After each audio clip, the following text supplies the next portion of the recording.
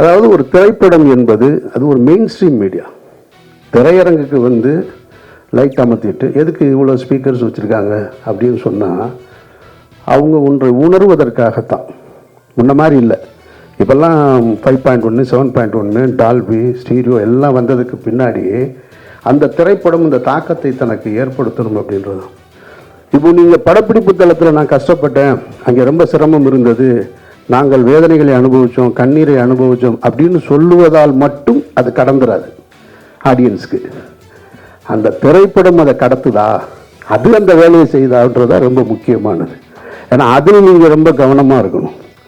நீங்கள் ஒரு independent film மேக்கர்ன்றீங்க, அப்புறம் எல்லாருமே வந்து நாங்கள் எல்லாமே புதியவர்களாக இருந்தோம்னு சொல்கிறீங்க. கேட்குறதுக்கு நல்லா இருக்குது, படம் பார்க்குறதுக்கு நல்லா இருக்கணும், அது ரொம்ப முக்கியம்.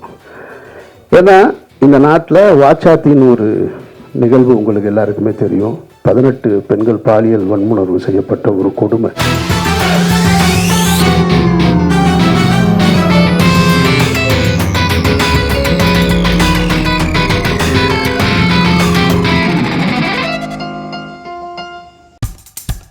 இப்போ நம்ம என்டர்டெயின்மெண்ட் ஆக போகுது பிளஸ்.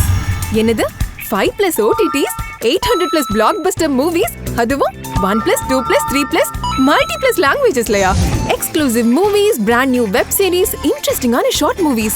வாவ், இதுல இவ்ளோ பிளஸ் இருக்கா? இதுல இருக்க ஒரே ஒரு மைனஸ், அதுவும் நமக்கு பிளஸ் தான். மத்த எல்லா OTT-யை விட மைனஸ் பிரைஸ்ல, அதுவும் ஒரு நாளுக்கு ₹1 தான். OTT Plus டவுன்லோட் பண்ணி நான் என் சந்தோஷத்தை பிளஸ் ஆக்கிட்டேன். அப்ப நீங்க OTT Plus, இது ஆல் இன் ஒன் ஆப். உடனே டவுன்லோட் பண்ணுங்க.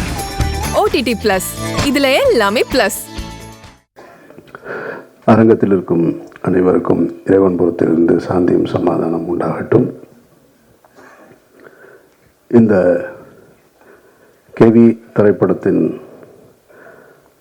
அறிமுக விழா கிட்டத்தட்ட ஒரு மணி நேரமாக நடந்துகிட்டு இருக்கு. மேடையில் கிட்டத்தட்ட இசை வெளியீட்டு விழாவில் என்னெல்லாம் பேசணுமோ அதையெல்லாம் இப்பொழுதே இந்த புதியவர்கள் பேசிட்டாங்க. அவங்க தங்களுடைய வழியை சொல்லுவதாக இயக்குனர் இங்கே கண்கலங்கி பேச முடியாமல் திக்கித்து நின்னார். அவங்களுக்கு தெரியாது உங்கள் எல்லாருக்குமே கண்டென்ட் தான் வேணும்னு. மேடையில் இருக்க எல்லாரும் எனக்கு நன்றி சொன்னாங்க, இயக்குனர் சொல்லவே இல்லை. அது ஏன் சொல்லலைன்னா, நான் அவரை சுட்டி காட்டுறதுக்காக சொல்லலை. அவர் வந்து நின்று என்ன பேசுறதுன்னு தெரியாமல் இருந்தார். ஸோ அதனால் அவர் தன்னுடைய கடந்த காலத்துக்கு, அந்த திரைப்படம் எடுக்கப்பட்ட காலத்துக்கும், அந்த நிகழ்வுகள் நடைபெற்ற இடத்துக்கும் போயிட்டார். அப்புறம் முன்னாடி பேசின நிக்கில் முருகன் வந்து பேசியதை பார்க்கும் பொழுது, அவர் குறிப்புகளை எல்லாம் எடுத்து பேசுகிறத பார்த்தா எனக்கு மறைந்த கலைஞர் அவர்கள் தான் ஞாபகத்துக்கு வர்றாங்க. அவர் ஒருத்தர் மட்டும்தான் எந்த விழாவாக இருந்தாலும், எந்த பேச்சாளர்கள் பேசிக்கிட்டு இருந்தாலும், பேசும்பொழுது ஒவ்வொரு பேச்சாளர்கள்கிட்ட இருந்து ஒரு குறிப்பு எடுத்துக்கிட்டு எல்லாருக்கும் பதில் சொல்லுவார். கலைஞருக்கு பிறகு இப்பொழுது நிக்கில் தான் நினைக்கிறேன். நான் அவ்வளோ தெளிவாக எப்படி இந்த வேலையை செஞ்சாப்புலன்னு தெரில. நோட்ஸ் எடுத்துக்கிட்டே இருந்திருக்காப்புல போல இருக்கு. ஓகே, ரொம்ப சந்தோஷம். கேவி இது ஒரு நாயகனுடைய பெயர் கிடையாது, ஒரு ஊருடைய பெயர்.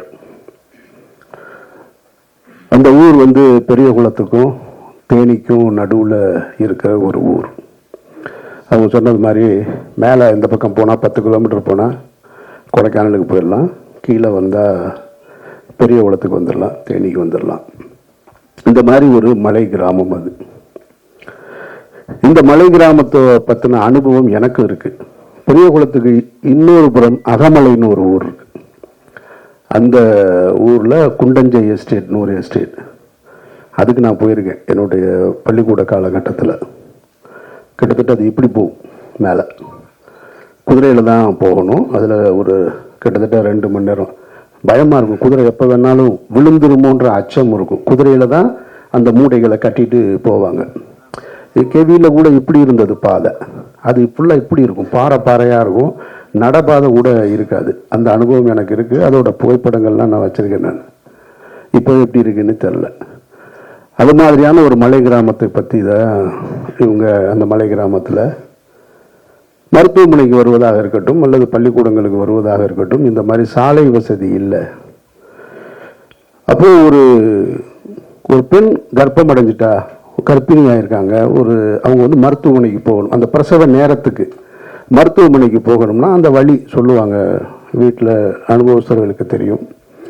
அந்த தண்ணீர் குடம் உடைஞ்சிரு அப்படின்னு சொல்லுவாங்க. அந்த தண்ணீர் குடம் உடைஞ்சு அங்கேருந்து ஒரு 2 மணி நேரத்துக்குள்ள மருத்துவமனைக்கு போயிடணும். அதுதான் அந்த தாயையும் சேயையும் குழந்தையும் காப்பாற்ற முடியும். ஆனால் இந்த கெவி கிராமத்திலிருந்து, வெள்ளக்கெவி கிராமத்திலிருந்து மருத்துவமனைக்கு, அரசு மருத்துவமனைக்கு வருவதாக இருந்தால் 7 மணி நேரம் ஆகும். இது பகல்லையே இந்த கஷ்டம். இரவு நேரத்தில் அப்படி ஒரு வழி வந்துருச்சுன்னா என்ன செய்யறது அப்படின்னா, அது உயிரை பணைய வைக்கிற வேலை தான். அப்படி ஒரு இரவு நேரத்தில் நடந்திருக்கக்கூடிய ஒரு சம்பவத்தை தான் அவங்க படமாக்கி இருக்கிறதா சொல்கிறாங்க. இப்போ அந்த ஊர்லேயே, இப்போ இவங்க எந்த ஊர் படமாக்குனாங்களோ அந்த ஊரில் கடந்த வாரம் ஒரு பெண் உடல்நிலை பாதிக்கப்பட்டு டோலியில் கொண்டு போகும்போது தாமதமாகி இறந்துட்டாங்க. இதுதான் இன்றைய நிலைமை. இதில் நம்ம கவனிக்க வேண்டியது என்னென்னா, இந்த மாதிரியான சாலை வசதிகள் இல்லாமல் நிறைய கிராமங்கள் இருக்குது, மலை கிராமங்கள் இருக்குது. இன்னும் ஆற்றை கடந்து கயிற்று பாலத்தை தொங்கிக்கிட்டு பள்ளிக்கூடத்துக்கு போகக்கூடிய மாணவ மாணவிகள் இருக்காங்க. ஆற்றை கடந்து போகக்கூடிய ஒற்றை பள்ளிக்கூடம் இருக்குது.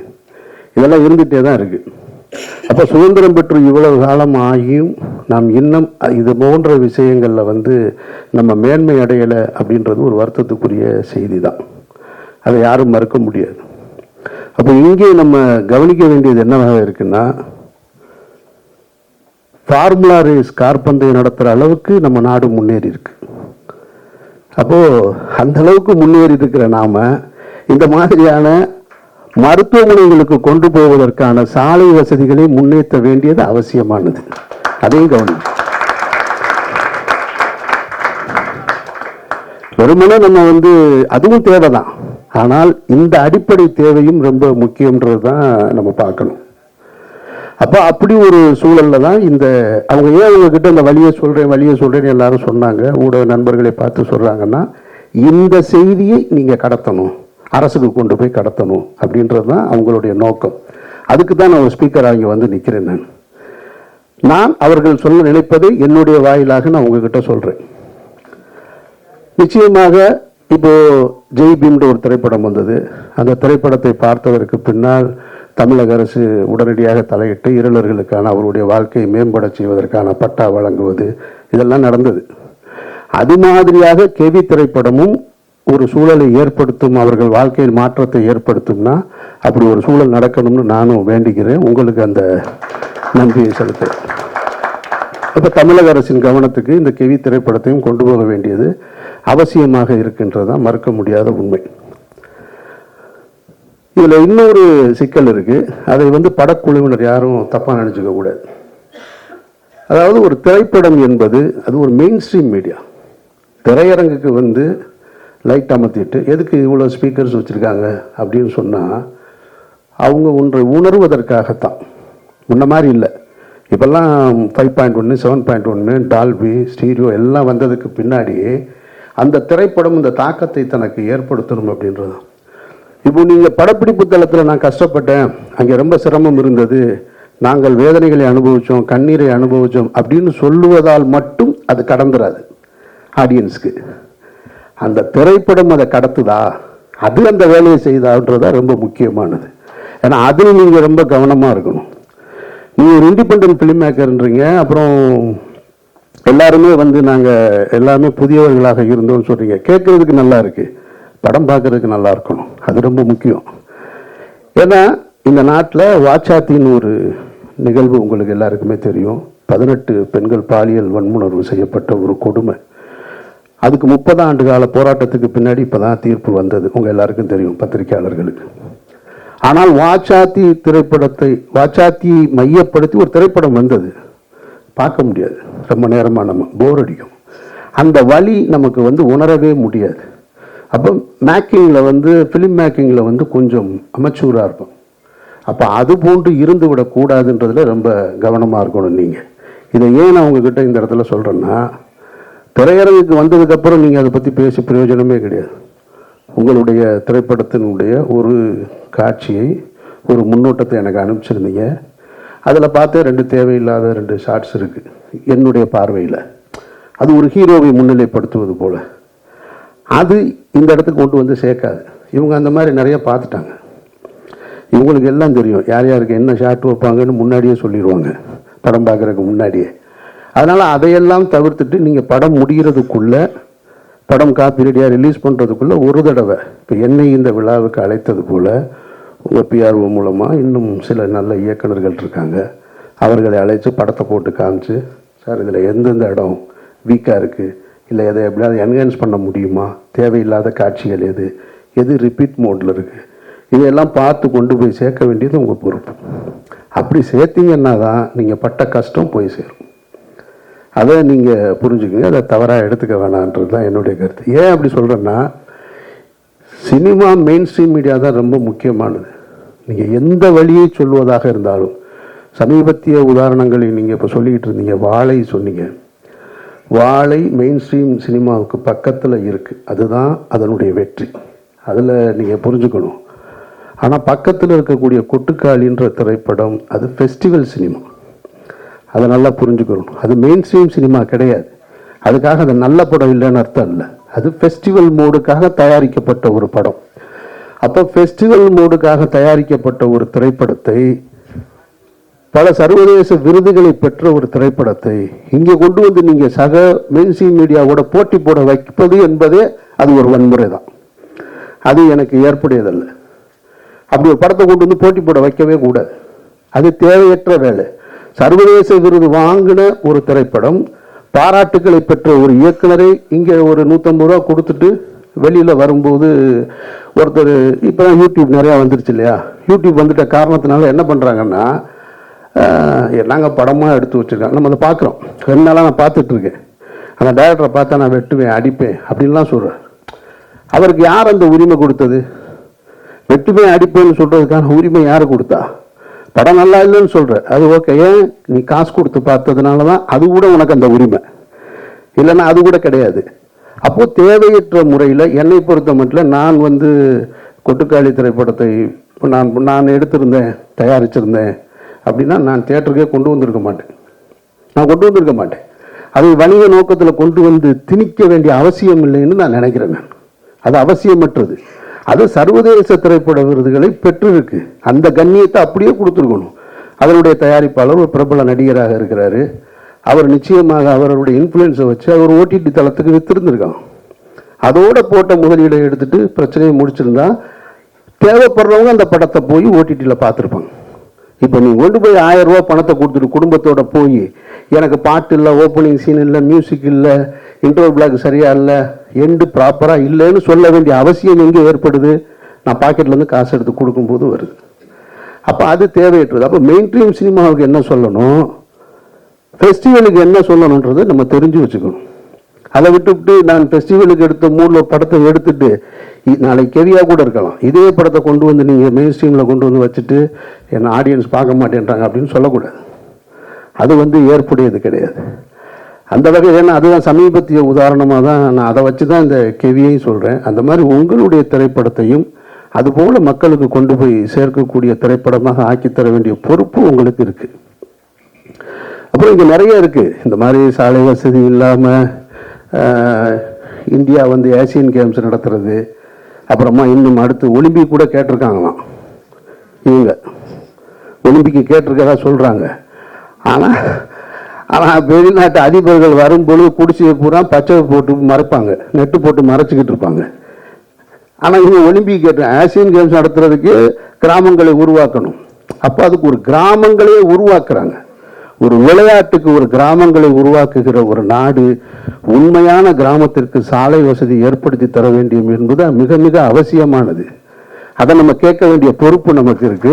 அதை இந்த திரைப்படத்தின் மூலமாக நீங்க கேட்டதா நான் உணர்றேன். நான் அப்புறம் இந்த படத்தின் தயாரிப்பாளர் இங்கே ஒன்று சொல்லும்போது சொன்னார், என்னை எதுக்கு நடிகை கூப்பிட்டாங்கன்னு தெரிலன்னு. அவர் இயக்குனர் ரொம்ப புத்திசாலித்தனமான வேலையை தான் செஞ்சுருக்கார், நான் நம்புகிறேன். நான் ஏன்னா தெரியும், இந்த மாதிரியான திரைப்படங்களை எடுக்கும்போது ஒரு ஆர்வத்தில் எடுத்துருவாங்க. அப்புறம் ரிலீஸ் டைமில் வரும்பொழுதே போப்பா ஒன்றும் பிஸ்னஸ் இல்லை அது இல்லை. அப்புறம் நீங்கள் சொன்னீங்க வியாபாரத்துக்கு உண்டான முகங்கள்னு. அப்படிலாம் முகம்லாம் இல்லைங்க. எந்த முகம் நடித்தாலும் வியாபாரம் இல்லை. அது வேற பிரச்சனை. அவர் தெளிவாக தேர்ந்தெடுத்திருக்காரு. சரி, குறைந்தபட்சம் ஒரு கதாபாத்திரமாக போட்டோம்னா தேட்டர் வரைக்கும் நம்ம கூட நிற்பார். அது ஒரு சாதுரியம் தான். அது தப்புன்னு சொல்ல முடியாது. அது ஒரு புத்தி சாதுரியம் தான். அதை சரியாக செய்யும் பொழுது அவரும் பயனடைகிறாரு, நீங்களும் பயனடைகிறீங்க. ஸோ அதனால் எல்லாமே சரியான நிகழ்வாகத்தான் நடந்திருக்கிறதா நம்ம பார்க்குறோம். மற்றபடி உங்களுடைய உழைப்பு, நீங்கள் கண்ணீர் சிந்த வேண்டிய அவசியம் இல்லைன்னு நான் நினைக்கிறேன். நான் ரொம்ப மெனக்கெட்டிருக்கீங்க.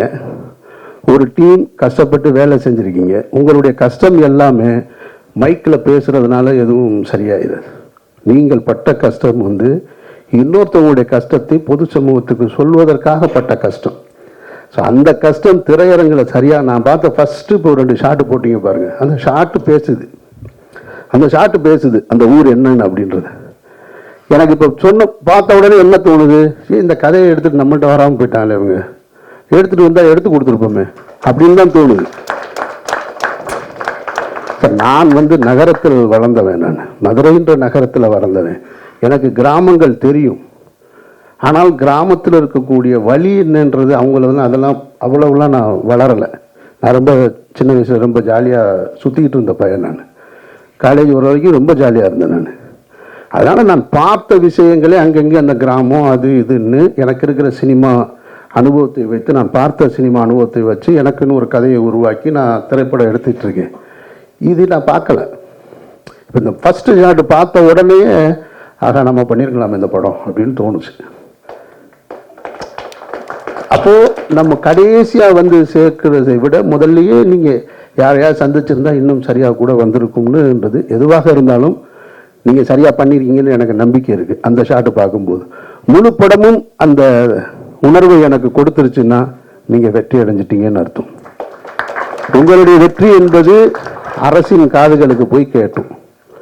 எப்படி ஜெய்பீம் திரைப்படத்தை இந்த மாநிலத்தின் முதல்வர் பார்த்தாங்களோ அதுபோல் உங்களது இந்த திரைப்படத்தையும் படம் நல்லா இருந்துச்சுன்னா பத்திரிகையாளர்கள்ட்ட உங்கள்கிட்ட அன்பாக கேட்டுக்கிறேன், இந்த படம் என்னைக்கு ரிலீஸ் ஆகுதோ காப்பி ரெடி ஆகுதோ அதை பார்த்துட்டு உங்களுடைய விமர்சனங்களில் இந்த திரைப்படத்தை தமிழகத்தின் முதல்வர் பார்க்க வேண்டும்னு கடைசி வரியாக கோடிட்டு எழுதுங்க.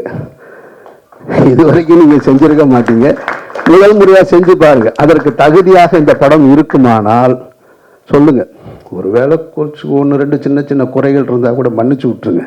புது டீம் தானே, அதனால மன்னிச்சு விட்டுட்டு இந்த செய்தியை கொண்டு போய் அரசின் கவனத்துக்கு சேருங்க. ஒருவேளை தமிழக முதல்வரோ இன்றைக்கு இருக்கக்கூடிய அமைச்சர்களோ இந்த படத்தை பார்த்துட்டு அந்த சாலை வசதியை ஏற்படுத்தி கொடுத்தாங்கன்னா அந்த மாற்றம் உங்களால் நிகழ்ந்தது வல்ல இறைவனால் நிகழ்ந்ததுன்னு நானும் நம்பிக்கையோடு காத்திருக்கிறேன். இந்த விழாவுக்கு அழைத்ததற்கு நீங்கள் எல்லாரும் நின்று இந்த படத்தை பற்றி மக்களிடத்தில் கொண்டு போய் சேர்க்கறதுக்கு என்னுடைய நெஞ்சார்ந்த நன்றி. எல்லா யூடியூப்லையும் பார்க்கும்போது இந்த மைக்கில் பேசுறதுக்கு பின்னாடி ஒரு பொண்ணு நிற்கிறாங்க. யாருன்னு இவங்கள தான் கேட்டிருக்காங்கன்னு நினைக்கிறேன். இப்போ தான் ஃபஸ்ட் டைம் பார்க்குறேன். நான் கவனிக்கலை. ஸோ அதனால் உங்கள் பேர் ஐஸ்வர்யா. சாரி. ஓகே, நன்றி. Thank you sir. இப்போ உங்க என்டர்டெயின்மெண்ட் ஆக போகுது plus 5+ OTT 800+ blockbuster movies 1+, 2+, 3+, multi+ languages exclusive movies, brand new web series, interesting ஆன short movies. இப்படி நிறைய பிளஸ். வெயிட் இதுல மைனஸ் ஒரு விஷயமும் இருக்கு. மத்த எல்லா OTTs விட மைனஸ் பிரைஸ்ல ஒரு நாளைக்கு ₹1 மட்டும்தான். உங்க சந்தோஷத்தை பிளஸ் பண்ண போற OTT பிளஸ் இப்ப உங்க கையில. உடனே டவுன்லோட் பண்ணுங்க. OTT பிளஸ் இது ஆல் இன் ஒன் ஆப். உடனே டவுன்லோட் பண்ணுங்க. என்டர்டெயின்மெண்ட்டை பிளஸ் பண்ணுங்க OTT பிளஸோட.